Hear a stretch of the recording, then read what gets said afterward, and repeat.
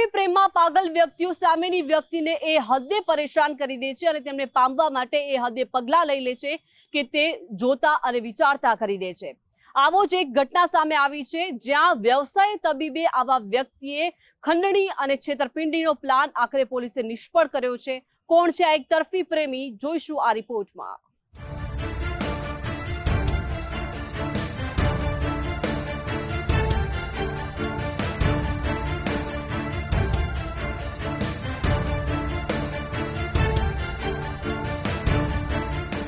રંગીલા રાજકોટમાં તબીબી વ્યવસાય અને પત્રકારત્વના ઓથા હેઠળ ચાલતા એક મોટા બ્લેકમેલિંગ રેકેટનો પર્દાફાશ થયો।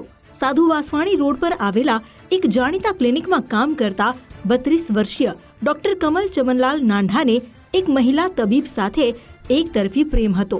આ પાગલપનમાં તેણે મહિલા તબીબના ક્લિનિકમાં આવેલા બલ્બમાં સ્પાય કેમેરો ફિટ કરી દીધો। આ કેમેરો એવી રીતે ગોઠવ્યો કે જ્યારે પણ રૂમની લાઇટ ચાલુ કરવામાં આવે ત્યારે સ્પાય કેમમાં આપોઆપ રેકોર્ડિંગ શરૂ થઈ જતું। પોલીસની પ્રાથમિક તપાસમાં આરોપીએ મહિલા તબીબના અંદાજે 3000થી વધુ ખાનગી વિડીયો ફૂટેજ મેળવ્યા છે, જેમાં કેટલાક અંગત પળોના વિડીયો પણ આરોપી પાસે આવી ગયા। જે બાદ ડોક્ટર કમલ નાંઢાએ રાજકોટના કેટલાક તોડબાજ પત્રકારોનો સંપર્ક કર્યો અને પોતાની પાસે રહેલા કેટલાક વિડીયો કમલે તોડબાજ પત્રકારોને આપ્યા। આ કથિત પત્રકારોની ટોળકીએ મહિલા તબીબને વિડીયો વાયરલ કરવાની ધમકી આપીને ડરાવી, તેમજ એક પત્રિકા છપાવીને વાયરલ કરવાના નામે વારંવાર ધમકીઓ આપી। જો મહિલા તબીબને સામાજિક બદનામીથી બચવું હોય તો 25 લાખ રૂપિયા આપવા પડશે તેવી પત્રકારો અને તબીબ કમલ નાંઢાએ માંગણી કરી।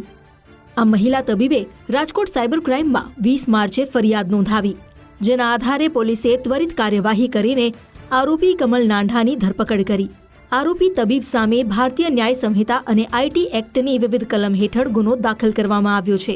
21ના રોજ રાજકોટ શહેર સાયબર ક્રાઇમ પોલીસ સ્ટેશન ખાતે એફઆઈઆર નંબર 16/2026 થી એક ગુનો દાખલ કરવામાં આવેલો હતો, જેમાં બીએનએસ કલમ 308(5), 308(4), 35(2), 356(3), 54 તથા 61 અને આઈટી એક્ટ 66E, 67 તથા 67A અંતર્ગત ફરિયાદ નોંધાયેલી હતી। જેમાં આરોપીમાં ડોક્ટર કમલ ચમનલાલ નાંઢા તથા અન્ય મળી અને કુલ 12 આરોપીઓ હતા। આ ઉપરાંત તપાસમાં ખુલે તે તમામ વિરુદ્ધ ફરિયાદ દાખલ થયેલી હતી, જેમાં ગત રોજ તારીખ 22/3/2026ના મુખ્ય આરોપી કમલ ચમનલાલ નાંઢાને રાજકોટ શહેર સાયબર ક્રાઇમ પોલીસ સ્ટેશન દ્વારા અટક કરવામાં આવેલ છે, જેની ઉંમર 32 વર્ષ છે તથા તે ડોક્ટરનો પ્રોફેશન ધરાવે છે।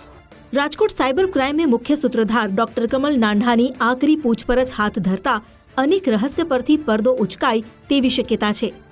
આરોપી ડોક્ટર કમલના મોબાઈલમાં છુપાયેલા રાઝ ક્યારે સામે આવશે? આ ગુનામાં સંડોવાયેલા અન્ય આરોપીઓ સાથે કમલ નાંઢા ક્યારે સંપર્કમાં આવ્યો? ડોક્ટર કમલે સૌપ્રથમ પોતાની પાસેના વિભત્સ વિડીયો કોને શેર કર્યા? તબીબે ખંડણીના 50,000 રૂપિયા આપ્યાની ચર્ચા જોરશોરથી ચાલી રહી છે, ત્યારે ડોક્ટર કમલને ખંડણી પેટે કેટલા રૂપિયા તોડબાજ પત્રકારોએ આપ્યા? શું કમલે 3000 જેટલા વિડીયો અન્ય કોઈ ઇલેક્ટ્રોનિક ડિવાઇસમાં સ્ટોર કર્યા છે? આરોપી તબીબે સ્પાય કેમ લગાવવામાં અન્ય કોઈની મદદ લીધી છે કે કેમ, તે રાઝ પણ સામે આવી શકે છે। આ કમલ ચમનલાલ નાંઢાનો રોલ એવો હતો કે તેમણે આ કામના જે ફરિયાદી છે તેમના એક ક્લિનિકમાં પોતાનો પર્સનલ કેમેરો બલ્બ હોલ્ડરમાં લગાવી અને તેમના અંગત પળના વિડીયો રેકોર્ડ કરેલા હતા અને ત્યારબાદ તેમના પાસેથી પૈસાની માંગણી કરેલી હતી। આ આરોપી હાલ રાજકોટ શહેર સાયબર ક્રાઇમ પોલીસ સ્ટેશન પોલીસની કસ્ટડીમાં છે।